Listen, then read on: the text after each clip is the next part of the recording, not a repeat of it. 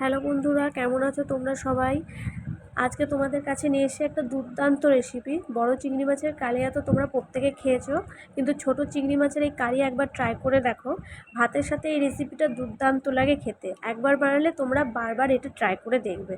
এর জন্য আমাদের লাগছে 3টে বড় পেঁয়াজ, রসুন, আদা। এখানে আমরা চিংড়ি মাছটা ভালো মতো ধুয়ে হলুদ ও লবণ দিয়ে ম্যারিনেশন করে রেখে দিয়েছি, এবং লেগেছে একটা নারকেল, যেটা আমরা কুচিয়ে হালকা উষ্ণ গরম জলে মিনিমাম আধা ঘন্টা মতো ভিজিয়ে রেখে দিয়েছি। এবার নেব আমরা একটা কড়াইয়ের মধ্যে কিছুটা সর্ষের তেল দিলাম। সর্ষের তেলটা গরম হওয়ার পর এর মধ্যে আমরা চিংড়ি মাছগুলো একে একে দিয়ে দেবো।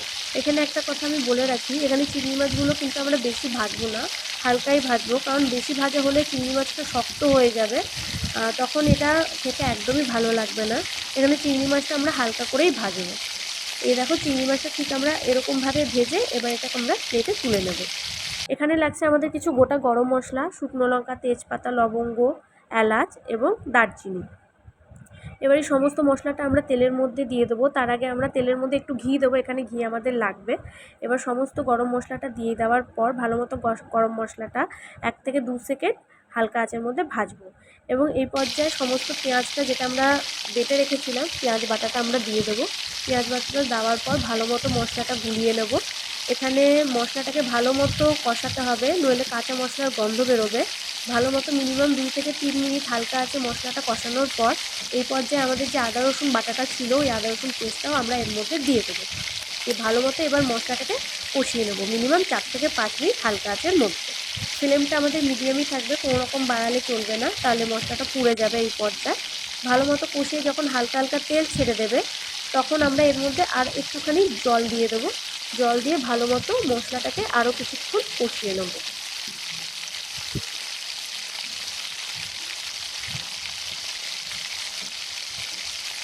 মশলা এখানে কষতে কষতে আমাদের কিছু গরম মশলা লাগবে, গুঁড়ো লাগছে, কাশ্মীরি গুঁড়ো লঙ্কা, হলুদ গুঁড়ো এবং জিরে গুঁড়ো। এই সমস্ত গরম মশলা আমরা এই কষানো মশলার মধ্যে দিয়ে দেবো, দিয়ে ভালো মতো কষিয়ে নেব। এই পর্যায়ে আমরা কিছুটা নারকেলের দুধ এখানে দেবো। এখানে আর কোনো রকম জল ব্যবহার করব না। এবার যা মশলা কষাবো নারকেলের দুধে, আমরা যে নারকেলটা ভিজিয়ে রেখেছিলাম ওটা আমরা মিক্সিতে পেস্ট করে নারকেলের দুধটা আমরা ছেঁকে বের করে নিয়েছি। এখানে নারকেলের দুধটা হচ্ছে মেন ইনগ্রিডিয়েন্টস, নারকেলের দুধ ছাড়া এই রেসিপিটা পুরো ইনকমপ্লিট। ভালো মতো মশলাটাকে কষিয়ে নেব।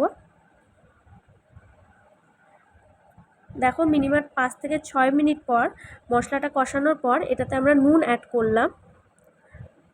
নুন অ্যাড করার পর এর মধ্যে আমরা সমস্ত যতটুকু নারকেলের দুধ লাগে আরেকটু নারকেলের দুধ দিয়ে এটা আরেকটু কষিয়ে নেব।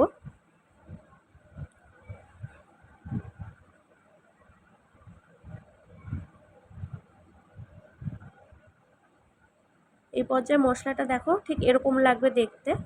কিছুক্ষণ পর এই মশলাটার কালার পুরো চেঞ্জ হয়ে যাবে, পুরো লাল লাল হয়ে যাবে এবং তেল ছেড়ে দিয়েছে, দেখো দেখতে পাচ্ছ। এই পর্যায়ে আমরা বাকি যে দুধটুকু ছিল সমস্তটা দিয়ে দেবো এর মধ্যে, দিয়ে এবার ভালো মতো একটু নাড়িয়ে নেব।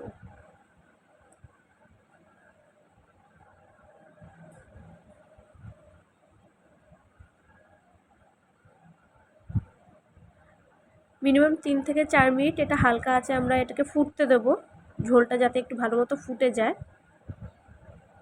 দেখো, মিনিমাম 3 থেকে 4 মিনিট পর ঝোলটা ফুটে ঠিক এরকম কালার চলে আসবে, এবং এই পর্যায়ে আমরা ভেজে রাখা চিংড়ি মাছটা দিয়ে দেবো।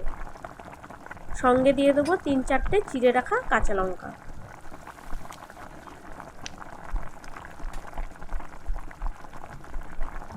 তিন থেকে 4 মিনিট এটা মিনিমাম হালকা আছে এরকমই ফুটবে।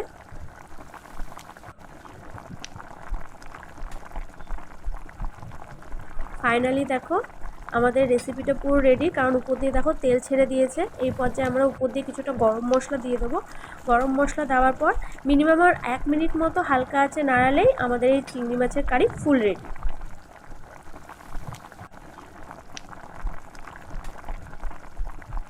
এই দেখো, দেখতে পাচ্ছ আমাদের চিংড়ি মাছের কারি ফুল রেডি। এটা তোমরা একবার ভাতের সাথে খেয়ে দেখো, এত সুন্দর খেতে যে আবার তোমরা এটা ট্রাই করো। Thank you.